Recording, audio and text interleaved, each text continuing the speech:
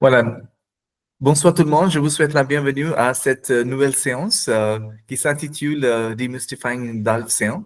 Et avec nous, nous avons notre experte, Dr. Miriam Bebou. Et avec nous, nous avons aussi nos participants qui sont là, qui s'intéressent à la formation de DALF C1 et aussi à l'examen de DALF C1.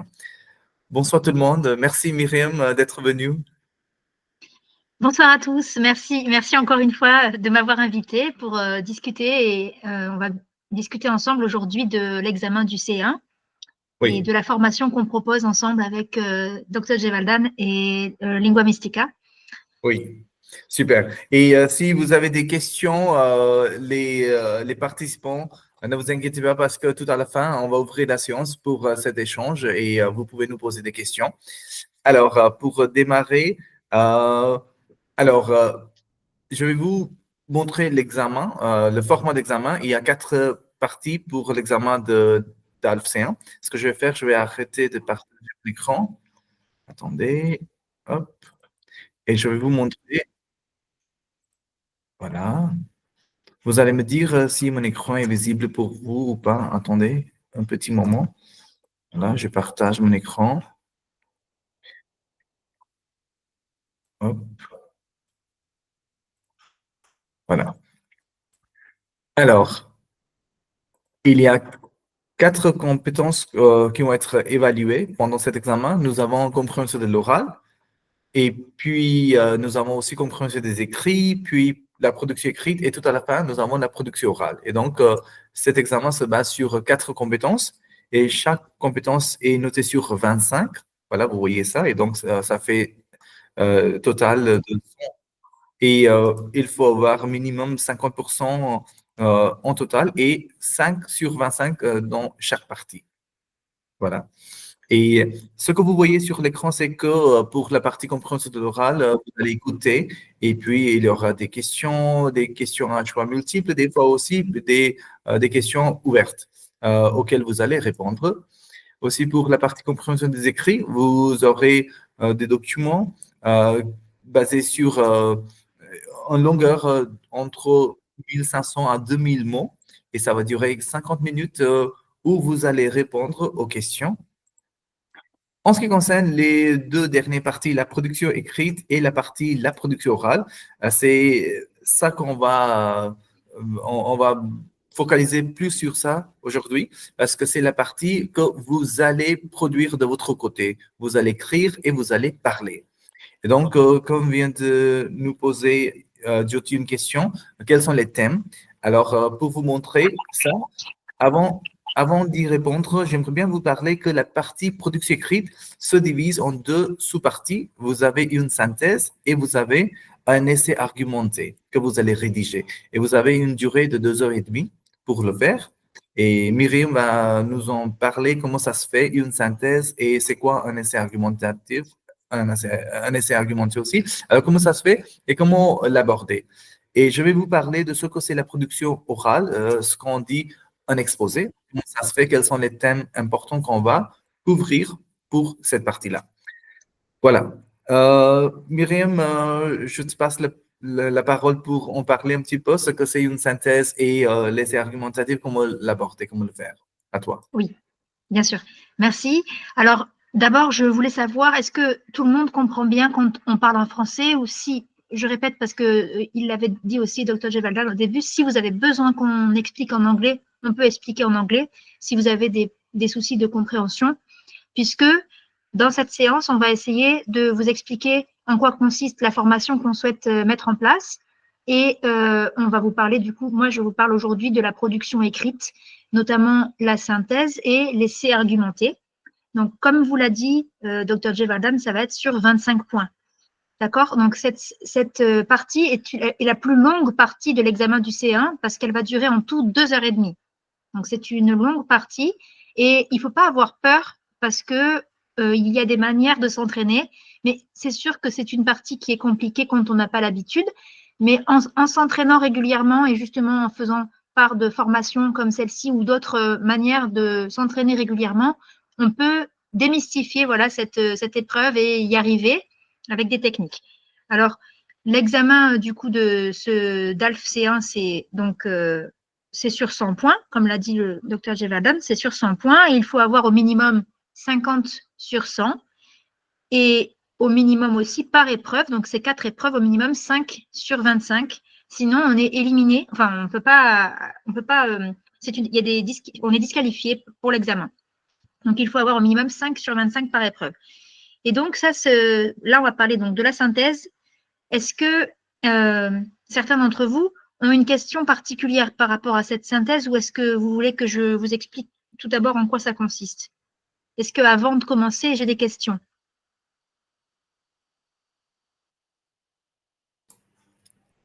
Si, il y a Agastya qui Oui. veut dire quelque chose, oui. Désolé, c'était un accident. D'accord. OK. Et Miriam, si tu veux bien, je peux montrer les thèmes tout d'abord, si tu veux Oui, bien. oui, Je vais montrer oui, ça et vas-y, après bien tu sûr, peux. bien Oui, sûr. d'accord, très bien. Voilà. Hop. Voilà, ce que je vais faire, je vais partager les thèmes qu'on peut avoir pour l'examen d'ALF-C1.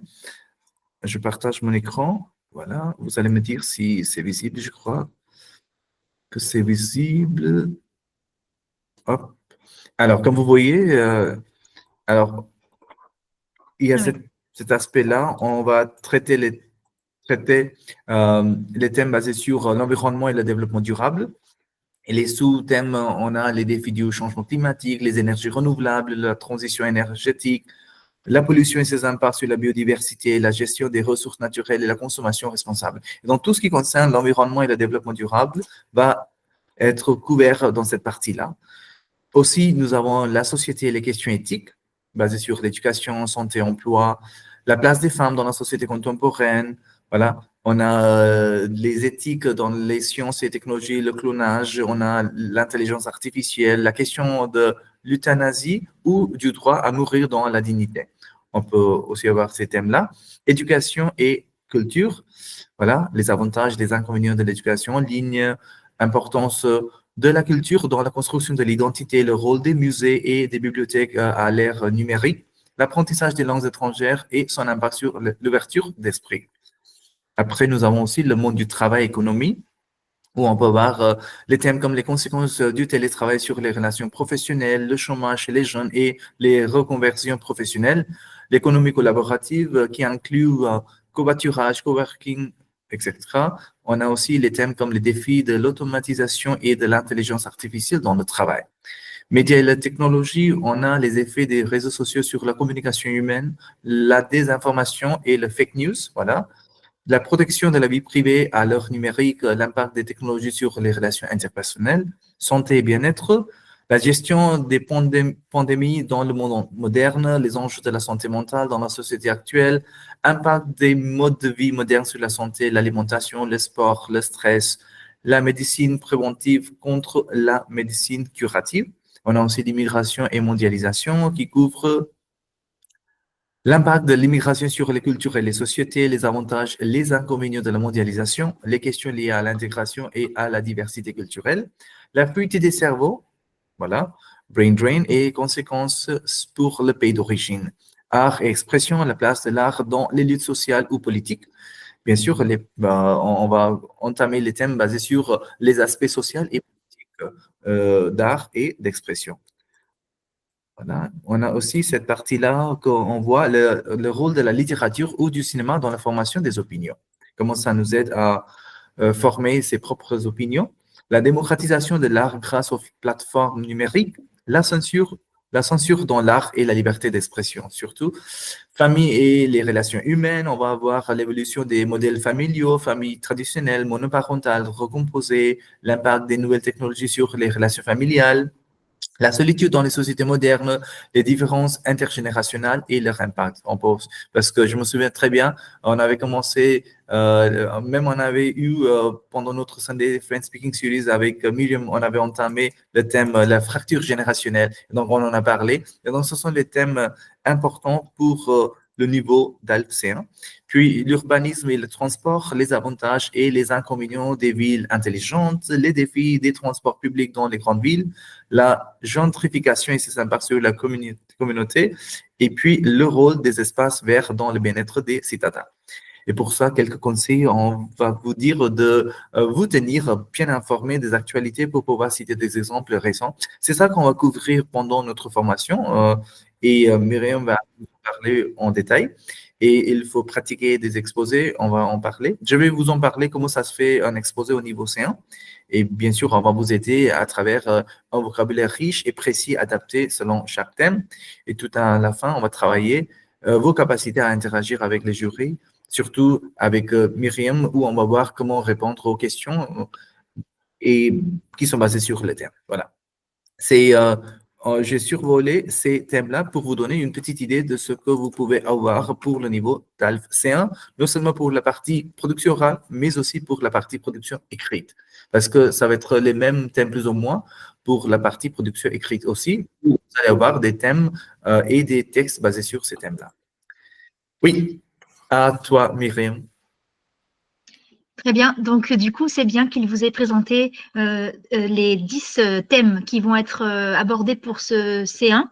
Et effectivement, on va retrouver ces thèmes dans différentes sections de l'examen. Et on va les travailler pour obtenir en fait un petit lexique. On va avoir chaque fois un lexique spécifique qui nous servira de référence. Donc, on va le travailler à travers des sujets précis. Et ensuite, on va avoir donc la méthode qui consistera à comprendre comment se déroule chaque épreuve. Et donc, la synthèse, là aujourd'hui, synthèse et essai argumenté. La synthèse, eh bien, elle va compter pour la moitié à peu près des points sur 25. Donc, en général, c'est 12 ou 13, ça dépend. Donc, sur 13 points sur 25, vous allez avoir, admettons, une synthèse. Et puis, ça veut dire que l'autre partie de l'épreuve de production écrite, ça serait un essai argumenté sur 12 points pour faire un total de 25 points. Et il faudra bien comprendre comment se déroule chacune de ces parties. Ce n'est pas la même chose qui va vous être demandée. En fait, une synthèse, vous allez avoir un corpus de textes, un ensemble de plusieurs textes qui vont parler d'un thème, donc un des 10 thèmes avec une des sous-catégories. On ne peut pas savoir à l'avance lequel, mais si on a bien travaillé, normalement, on sera déjà mis en condition par rapport à un vocabulaire spécifique, un lexique spécifique. Donc déjà, on va piocher dans sa tête ce qu'on a appris par rapport à cette comment dire, catégorie, une de ces 10 thématiques qui sera proposée. Ensuite, on va lire d'abord les textes, bien sûr, c'est la première partie qui va consister à comprendre à quoi on a affaire et on va essayer de trouver un thème, on va essayer de soulever la problématique commune. Il faut bien comprendre qu'il y a toujours un lien qui va relier tous ces textes. Et ensuite, la synthèse, eh ben, en fait, c'est comme si en anglais, vous deviez faire un abstract. En fait, c'est un résumé. Ça va être un résumé. Il faut faire ça de manière objective. C'est ça qui va être important de comprendre. Dans une synthèse, on ne doit pas donner son point de vue. C'est quelque chose, on va simplement résumer l'ensemble des textes qu'on a lus. Je crois que c'est 250 mots, je ne me souviens plus, je crois que c'est ça, de mémoire. Oui, 250 mots, voilà, c'est ça. 200, voilà, c'est marqué. Donc, en général, c'est entre 200 et 240 mots. Il va falloir être assez synthétique, d'où le mot synthèse. Il faut être synthétique, ça veut dire il faut résumer. Donc, c'est comme si on faisait un abstract en anglais, je vous l'ai dit, par exemple, si vous lisez n'importe quel scientific paper ou un sujet spécifique, il y a souvent dans un article de recherche, il y a un abstract au début. Et ensuite, on rentre dans la spécificité du sujet. Et donc, c'est une sorte de grosse introduction, mais qui n'est pas simplement une introduction, c'est une introduction qui va résumer tout le sujet, en fait. Donc ça, c'est la synthèse. J'espère que c'est assez clair. On peut vous montrer un exemple peut-être. Je sais que j'en ai, mais si peut-être, Jay, tu en as aussi des exemples de synthèse. Oui. En fait, juste pour vous montrer comment ça, c'est la question à l'examen. Vous avez ce document, par exemple, ici, vous êtes censé faire une synthèse et puis vous avez document 1, la diversité linguistique, un atout pour l'humanité, comme disait Myriam tout à l'heure. Il y a 2 documents pour cet examen-là. Et donc, vous allez trouver un fil commun entre les deux que vous allez comprendre et à travers ce fil conducteur, on va dire, vous allez rédiger une synthèse. Bien sûr, vous n'allez pas donner plus d'informations, vous allez piocher les informations qui sont déjà présentes dans ces 2 textes-là. Oui, Myriam, c'est bon?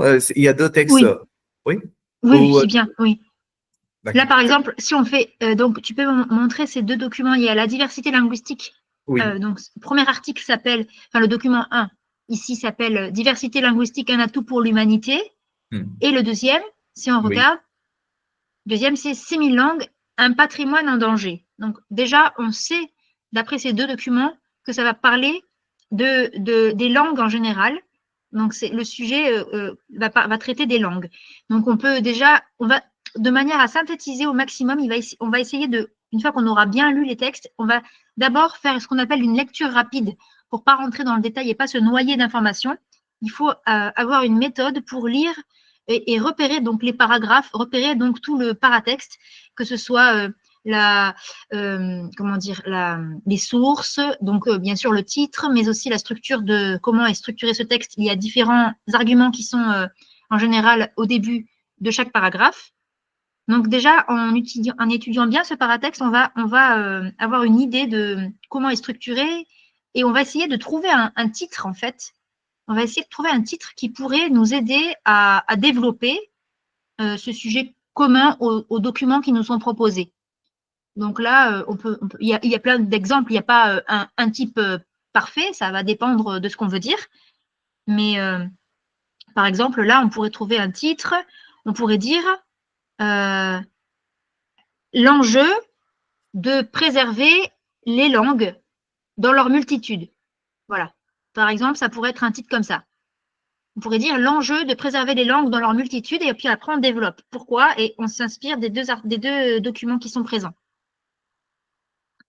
Il y a une question. Oui, Jyoti, vous voulez dire Oui, quelque chose? ici, comme Madame a dit, qu'il faut choisir ou il faut créer un titre. Ça veut dire après la lecture des deux documents, d'abord, il faut choisir le titre et après, on doit développer les idées et tout ça pour préparer un synthèse, c'est ça? Oui, c'est ça. Oui. Ok, merci. C'est pas comme ça qu'avant de développer les idées, à la fin, préparer choisir un titre, c'est pas ça. D'abord, il faut choisir un titre, c'est ça? Ça va vous aider. Enfin, moi, je fais comme ça en tout cas. Je sais qu'il y a plusieurs manières de faire, mais je trouve ça plus pratique de faire comme ça parce que, en fait, ça permet de garder l'idée principale à développer. Donc, on a une idée principale et on va la développer. Alors que si on part de tout, c'est difficile après d'extraire, c'est plus difficile d'extraire un titre d'un ensemble, d'un bloc, plutôt que de partir du titre et de développer. Ça dépend. Et il faut mélanger, c'est nécessaire de mélanger les deux documents. On ne peut pas résumer un par autre, non? Non, il ne faut pas faire ça. Oui, bonne remarque. Il faut absolument faire un groupe qui regroupe là, c'est 2 documents dans cet exemple-là, mais des fois, c'est 3, des fois, c'est 4. Donc, quand il y a les documents, il faut absolument que la synthèse résume tout dans un seul paragraphe, en fait. Ça va être un gros paragraphe, un gros résumé qui va parler de tous les articles, de tous les documents, pas de bloc, pas le bloc 1 qui parle du document 1 et le bloc 2 qui parle du document 2. C'est pas ça qu'il faut faire. Et c'est pour ça que le titre va nous aider. Il faut trouver un titre, un fil conducteur commun à l'ensemble des documents qui nous sont proposés. Et ce fil conducteur va nous permettre de piocher ou dans le document 1 ou dans le document 2 en fonction de ce qu'on a besoin. Ok, merci. Très bien. Oui, Agastya, vous voulez dire quelque chose? Oui, bonsoir, monsieur, mesdames. Je suis très désolé de vous déranger, mais j'ai 2 questions pour vous. Tout d'abord, les 10 thèmes que vous avez mentionnés, les enjeux d'environnement, société, etc. Vous êtes sûr que tous les documents de cette épreuve vont aller et vont traiter avec les sujets que vous avez mentionnés, oui? Donc, c'est-à-dire, ça suffit si je prépare pour toutes les 10 thèmes.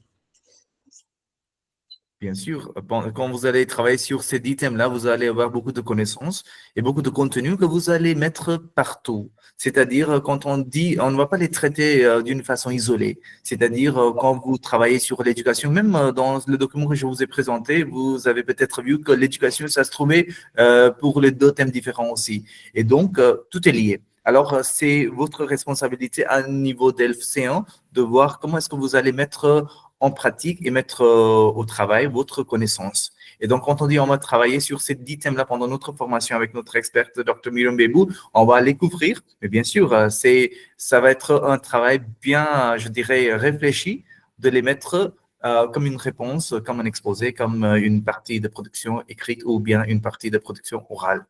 D'accord, d'accord. Et ma deuxième question, je suis désolé, ce n'était pas clair, mais les deux documents dans cette épreuve, ils vont traiter avec le même sujet, oui? Oui, D'accord. Merci beaucoup. je vous en prie. Très bien. Est-ce que c'est clair, cette partie-là, la synthèse, comment faire une synthèse? Oui, Sangeeta, vous voulez dire quelque chose? Allez-y. Les mots dans le titre, elles vont compter dans le 220, 250 mots. Oui, oui. Après, en général, un titre, il n'y a pas beaucoup de mots. Donc, c'est pas ça qui va faire la différence, comme on dit. Mais effectivement, ça va compter. On vous apprend après vous avez un petit mémo pour comment compter ces mots. Là, je vois qu'il y a marqué, vous voyez, par exemple, s'il y a des tirés comme c'est-à-dire, ça fait qu'un seul mot. Si vous avez un bon sujet, ça fait 3 mots. Et voilà, on vous explique comment compter. Donc, il faut essayer de compter ces mots de sorte à ce que ça fasse, pour répondre à la consigne. Il y a, je crois, une tolérance de plus ou moins 20 mots, il me semble. Je ne sais plus combien, mais c'est grosso modo, c'est pas précis, mais c'est vrai qu'il faut essayer de viser la consigne, enfin de respecter la consigne en fonction de ce qui vous est donné. En général, c'est autour de 200 mots. Oui. 200, 250 mots, voilà. Merci, merci. Très bien. Alors, s'il n'y a plus de questions sur la synthèse, on peut aller vers la partie laisser argumenter. Ici, vous avez une question, par exemple. Ici, on peut voir cette question. Pardon, oui, voilà, essai argumenté, on va voir ça. Alors, en lisant un magazine d'actualité, vous apprenez l'existence d'un projet visant à réduire le nombre des langues actuellement enseignées dans le système scolaire. Vous écrivez une lettre ouverte au ministre de l'Éducation pour présenter votre point de vue sur cette question de manière argumentée. Vous insistez notamment sur les avantages de connaître différentes langues et sur la nécessité d'encourager leur apprentissage dans le système éducatif. Et c'est pour 250 mots minimum. Alors, minimum, voilà, vous allez essayer de ne pas aller au-delà de, je dirais, une marge de 10% et donc 275, pas plus. Voilà. Et donc, vous allez travailler sur ça. Myriam, est-ce que tu peux en parler un petit peu? Oui. Alors, vous voyez, contrairement à la synthèse, ici, vous avez une consigne précise. Donc, déjà, la première étape de cette partie-là, ça va être de comprendre bien la consigne. Si on comprend bien la consigne, on a déjà répondu à une grande partie de l'épreuve. Donc, l'épreuve de l'essai argumenté va vous demander de vous impliquer. Vous allez en fait adopter un point de vue personnel.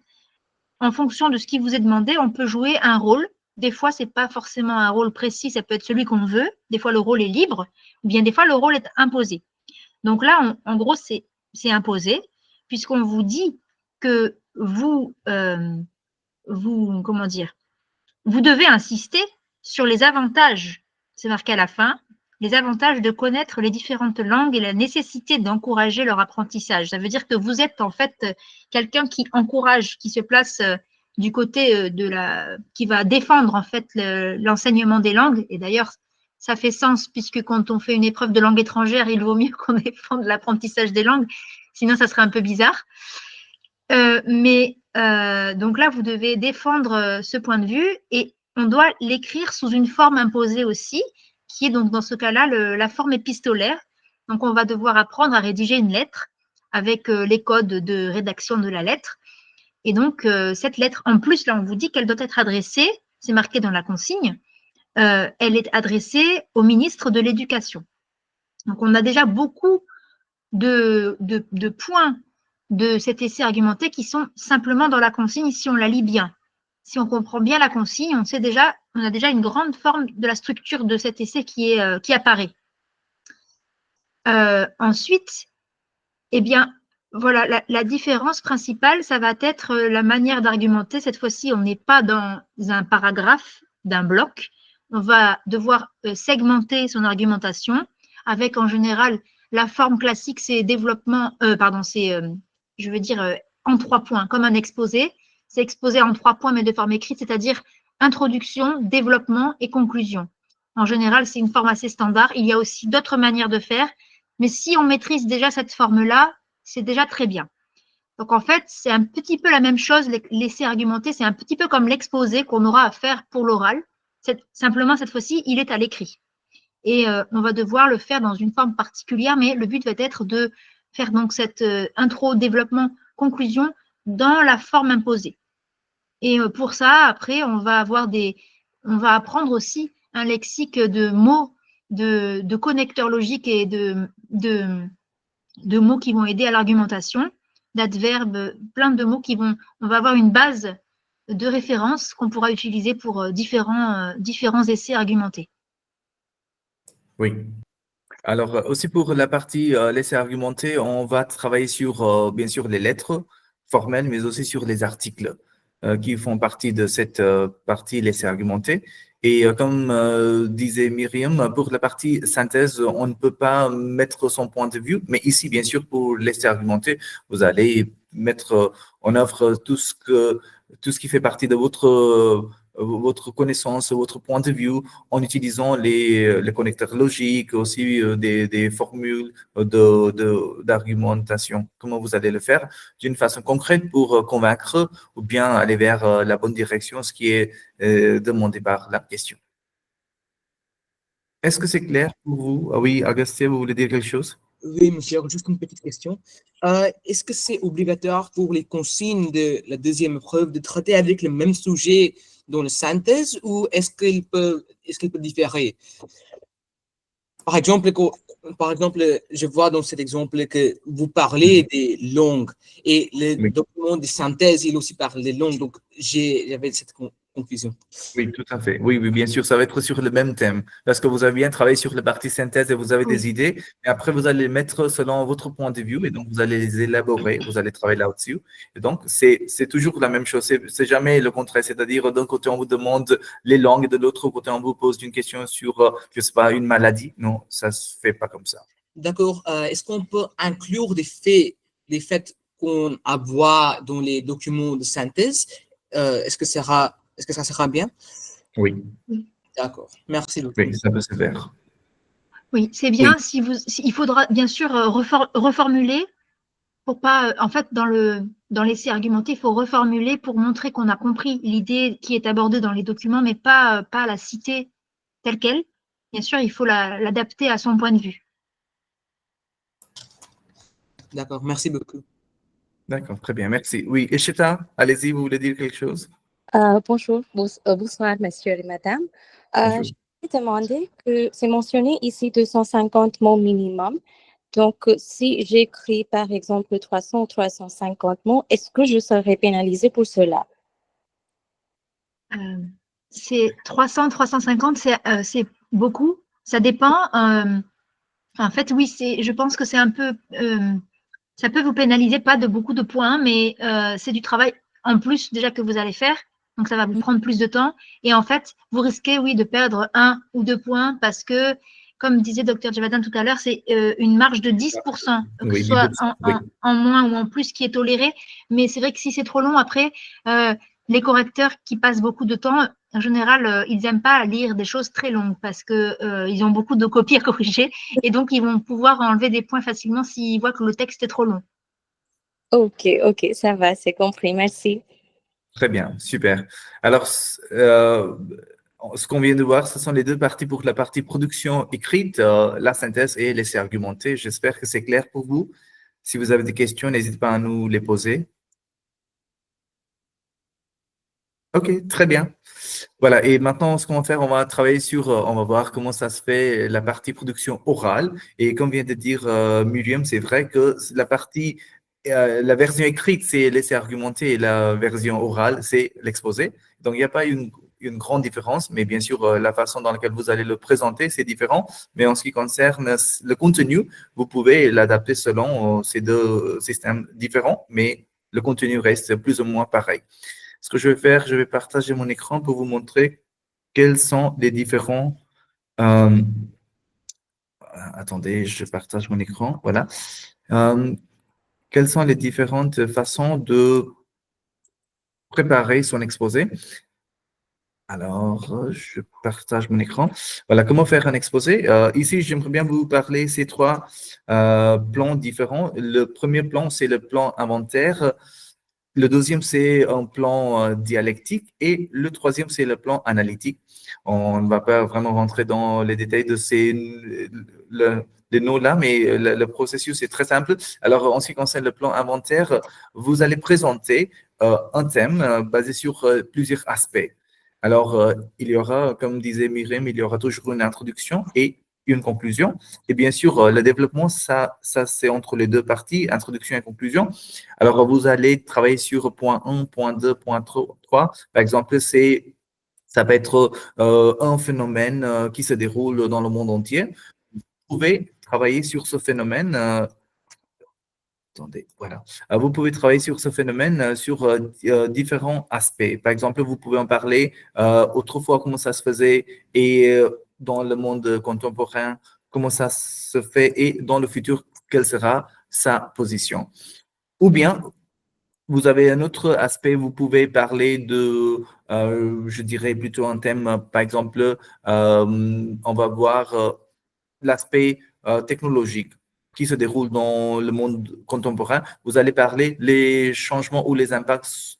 Vous allez parler comment ça va impacter la société, comment ça va impacter l'économie, et à la fin, on peut aussi parler comment ça va impacter le système politique. Et donc, vous allez travailler sur différents aspects liés à ce thème-là. Ça s'appelle le plan inventaire.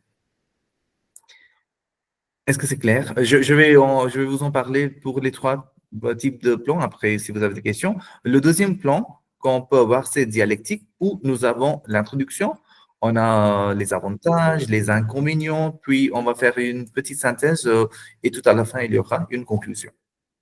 Et le troisième plan que nous avons, ça s'intitule le plan analytique, où nous avons l'introduction, nous avons bien sûr, on peut avoir une introduction où on va présenter la situation actuelle, ce qui se passe, et puis nous allons parler des problèmes. Après les causes, quelles sont les causes, les conséquences, et à la fin, on va partager, on va suggérer quelques solutions, et tout à la fin, on peut aussi mettre une conclusion pour terminer. Et donc, ce sont les trois plans pour faire un exposé. Ça dépend de la question pour choisir un plan. Parce que s'il y a, par exemple, on va parler de la pollution, bien sûr, il n'y a pas d'avantage. Et dans ce cas-là, on ne va pas choisir le plan dialectique. On va plutôt aller vers le plan analytique où on va voir quels sont les problèmes, quelles sont les causes de la pollution et puis quelles sont les conséquences. Et en ce qui concerne la partie, si on est en train de parler sur le plan qu'on a choisi tout au début, c'est le plan inventaire. On peut parler des aspects différents de la pollution. Et donc, normalement, il n'y a pas une évolution. Mais quand on parle de ce plan analytique, on voit qu'il y a une évolution. Mais ici, tous les trois points sont différents, mais tous les trois points, ils vont dans la même direction, c'est vers la pollution.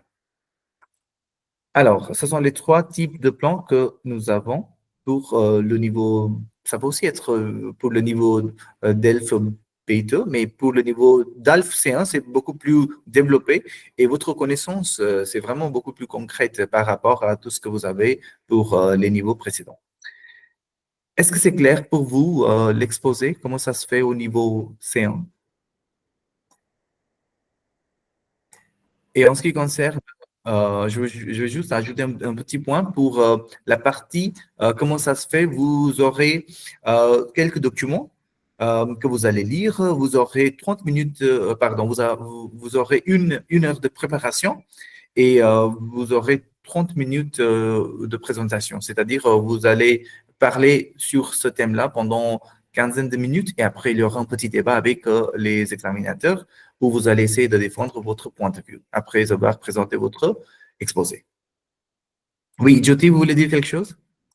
Oui, pas une question, mais une requête. Est-ce que vous pourriez-vous partager avec nous tout ça? Ah oui, bien sûr, pas de souci. De toute façon, on est en train d'enregistrer cette séance. On va vous envoyer le lien de cette séance. Ok, Et, merci beaucoup. et donc, pendant cette formation, on va vous aider comment développer votre point de vue d'une façon structurée. Parce qu'au niveau séance, ce qu'on attend d'un élève, d'un étudiant, d'un candidat, c'est vraiment une façon structurée. Et quand vous exposez, vous parlez d'un thème, il faut que ça soit beaucoup plus détaillé et concret.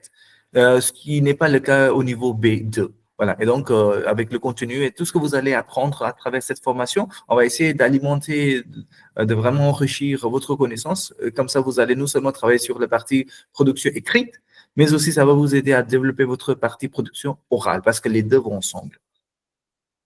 Oui, Agastien, vous voulez dire quelque chose?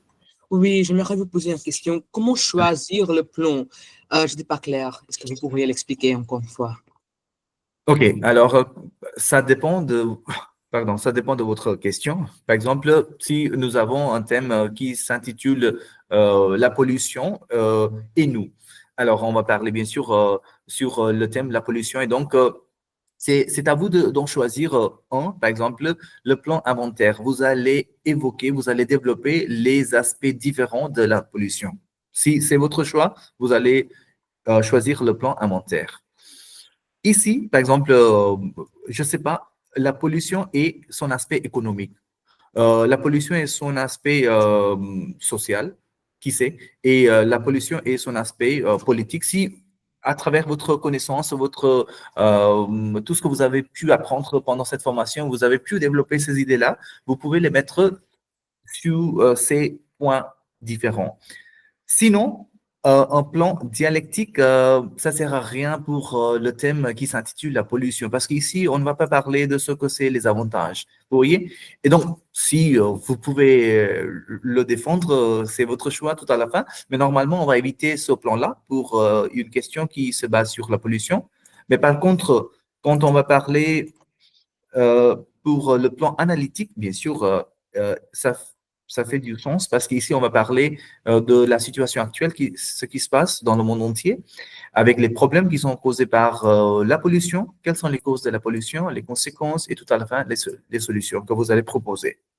Et donc, pour choisir un plan, vous allez vous demander, est-ce que le thème va bien avec le plan ou pas? Parce qu'après, vous voyez, ce qui se passe, c'est que on commence à écrire, on commence à développer son point de vue, mais après, on se demande, mais qu'est-ce que je suis en train de répondre? À quoi je suis en train de répondre? Je ne sais pas. Et ça devient vraiment pêle-mêle la situation et je finis par tout ruiner et les 30 minutes de préparation, ça va vite.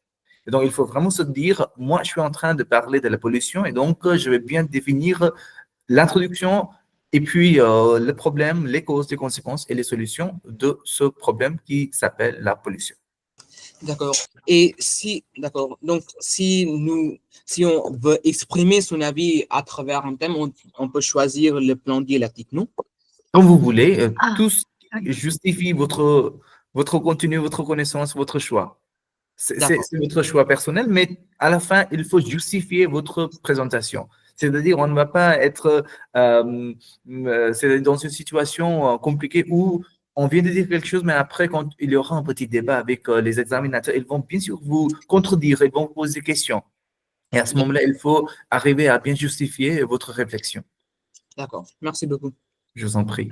Si je Oui, peux me Myriam. permettre, en fait, donc c'était pour Agaskia, ces plans, comment dire, c'est pour s'aider, c'est un appui, mais c'est pas quelque chose d'absolu, parce que parfois, quand on va argumenter à l'oral, on va un peu bifurquer ou un peu faire quelque chose un peu intermédiaire, notamment quand on va donner son point de vue à la fin.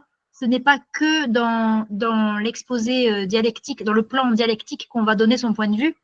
Ça va dépendre du contexte. Et puis, souvent, dans la conclusion, on donne souvent son point de vue, même si ce n'est pas un plan dialectique. Je ne sais pas si tu vois ce que je veux dire, Jay. C'est ça. En fait, c'est pas forcément.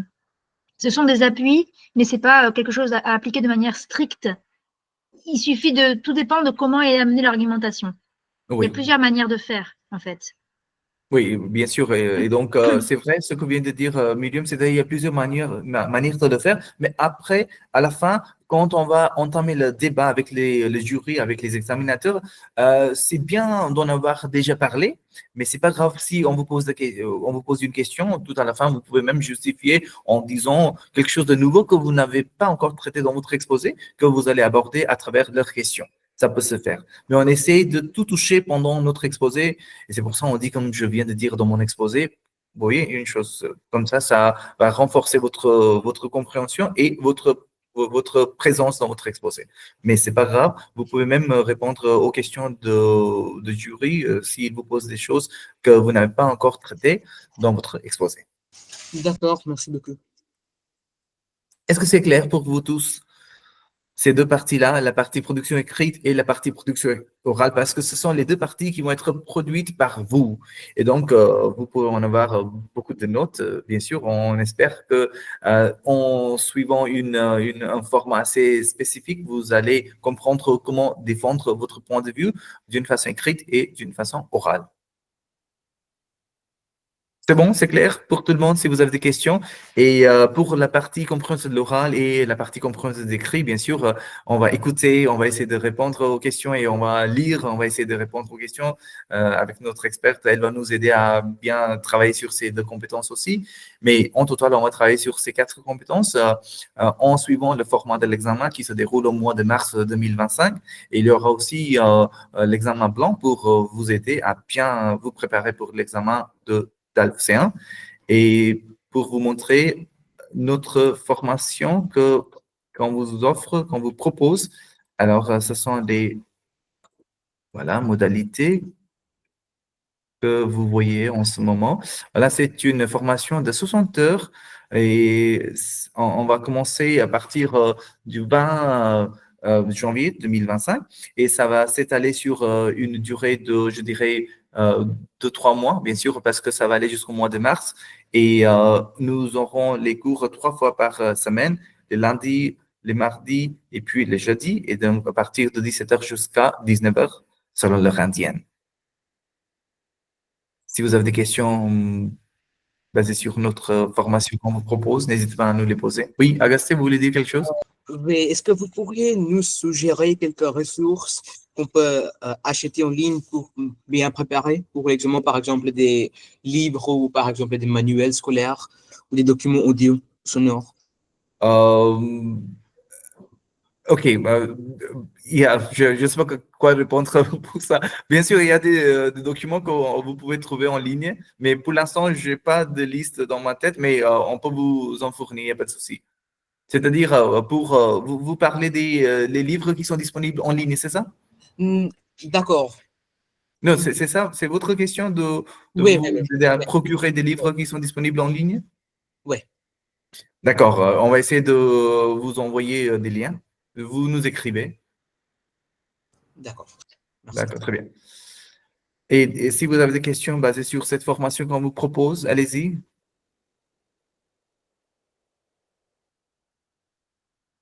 Est-ce que tout est clair pour vous? Est-ce que vous vous intéressez à assister à l'examen d'ALF C1 au mois de mars 2025?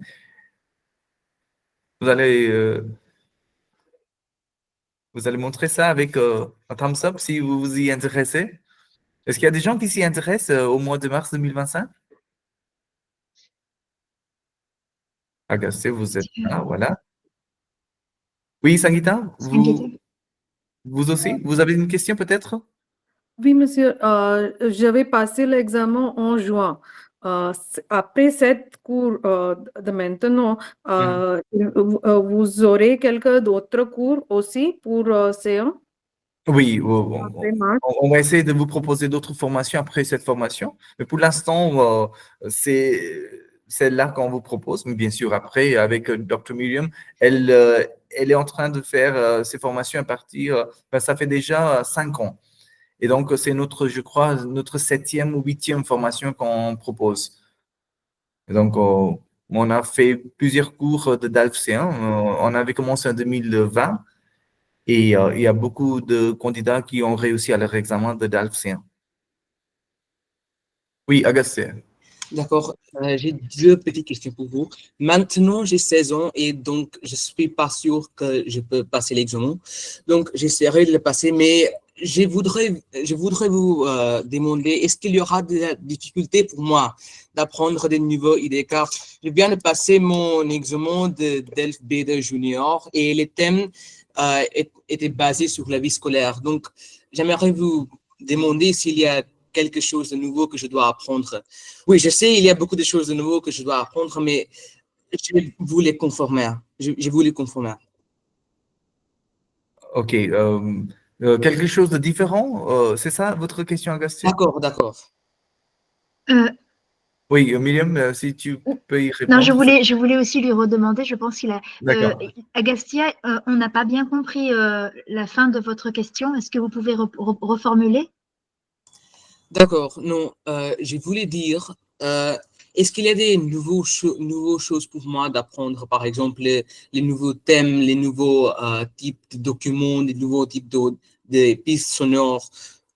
Ah oui. Pour le niveau B2 Oui. ou pour le niveau C1? C1. C1. Ah, ce qu'on vient de vous dire pour le junior. Non, C'est non. ça? Je viens de passer mon examen de DELF B2 Junior et D'accord. maintenant je veux passer mon examen de DELF C1. Donc, DELF C1. j'ai voulu savoir les différences.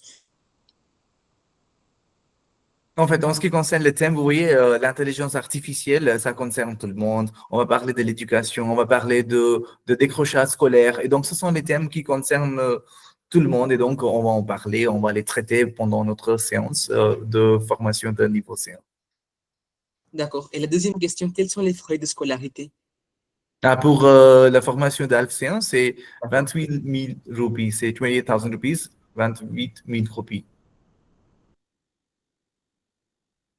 Si vous avez plus de questions, n'hésitez pas à nous écrire. Notre numéro est affiché là, 9828-706-386. Et vous nous envoyez. Il y a une petite question dans le chat box aussi. C'est Pour le C2, je crois, j'ai vu. Oui, proposez-vous aussi quelque chose de similaire pour le C2. Devia, pour l'instant, non, mais Myriam, avec ta disponibilité, on va voir si on peut proposer quelque chose. Mais Devia, vous restez en contact avec nous et on va vous envoyer. En fait, ce qui se passe, en fait, pour vous dire, ce qui se passe, c'est qu'on attend souvent de savoir qui est intéressé par quoi, parce qu'on fait des programmes à la carte. Donc, on attend. Et en fonction de la demande, on va s'adapter. Mais évidemment, on ne peut pas se démultiplier. Donc, on va choisir si, par exemple, à tel moment, on a demande pour le C1, on va faire du C1. Si à un autre moment, on a de la demande pour du C2, alors on fera du C2. On peut s'adapter. Mais a priori, pour l'instant, on est sur du C1.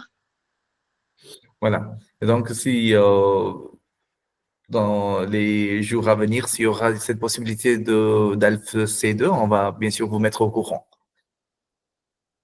D'accord, très bien. Est-ce que c'est clair pour tout le monde? Est-ce que vous avez des questions à nous poser? D'accord, très bien. Tout est clair. Voilà, et donc on est vers la fin. Et restez en contact, restez là sur le groupe de Shub Language Academy. On va vous envoyer des informations de temps en temps. On va vous mettre au courant de tout ce qui se passe dans le monde d'enseignement et d'apprentissage de la langue française.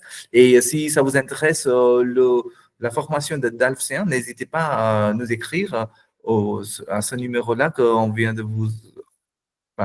de ce numéro-là, 9828-706-386, et on va rester en contact avec vous. Voilà. On vous souhaite bonne soirée, prenez soin de vous et bon courage pour votre examen de DALF C1 ou d'autres examens auxquels vous allez vous présenter. Merci, merci beaucoup. Merci tout le monde. Merci beaucoup. Au revoir, bonne soirée. Au revoir, bonne soirée. À bientôt, on espère, pour certains d'entre vous. Absolument.